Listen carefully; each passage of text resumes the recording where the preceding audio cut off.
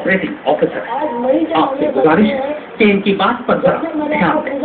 हमने अचीव किया इस महीने, एक साल में सिर्फ 2 लाख लोग मिलके अगर 5,000 करोड़ आप कह रहे आप सही कह रहे कर सकते हैं, तो उसके अलावा हम रोज 30 या 35,000 की स्पीड से आगे बढ़ रहे हैं।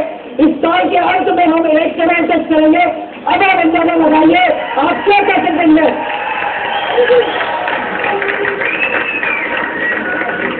हमने एक ऐसी दुनिया बनाई है जहां पर संभावना असीमित है।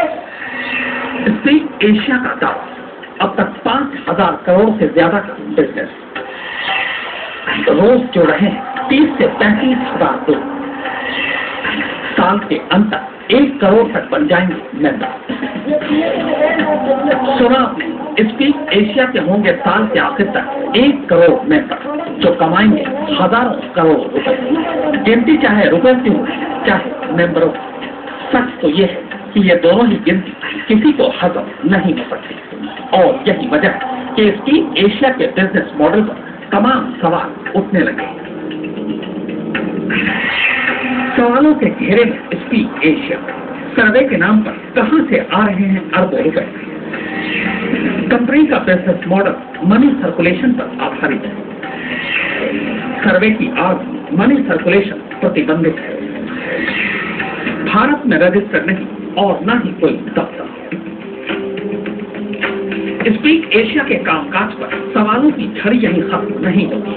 कंपनी की साख पर अब कंपनी के ही मेंबर यकीन नहीं कर रहे।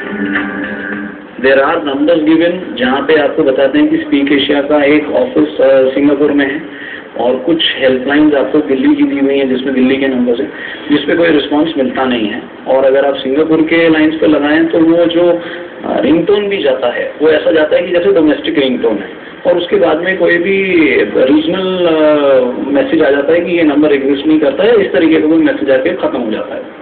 तो वहाँ से हमारे को कोई अभी तक इन्फॉर्मेशन तो मुझे नहीं मिला है पर्सनल लेवल पर। स्पीक एशिया पर सबसे बड़ा शक उसके क्लाइंट्स को लेकर है। स्पीक एशिया का कहना है कि वो बड़ी बड़ी मल्टीनेशनल कंपनियों में ऑनलाइन सर्वे करती है।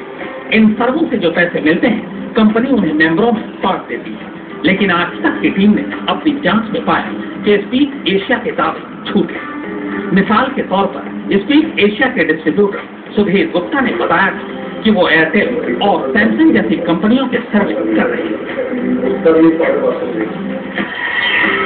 सफेद झूठ बोल रहे हैं गुप्ता।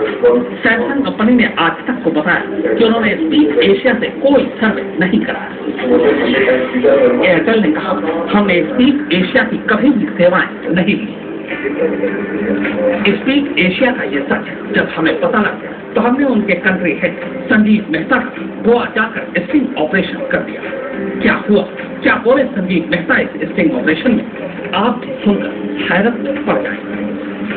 फिलहाल हम आपसे इतना कहना चाहेंगे कि स्पीक एशिया बॉलीवुड के जिन कलाकारों को बुलवाकर महफिल जमाने की कोशिश को आप उस चकाचौंध में न करें, क्योंकि इस कंपनी की अब गोवा का कॉमर्शियल टैक्स विभाग जांच कर रहा है और खुफिया एजेंसियों ने पड़ताल शुरू कर दी है। मनीष अवस्थी।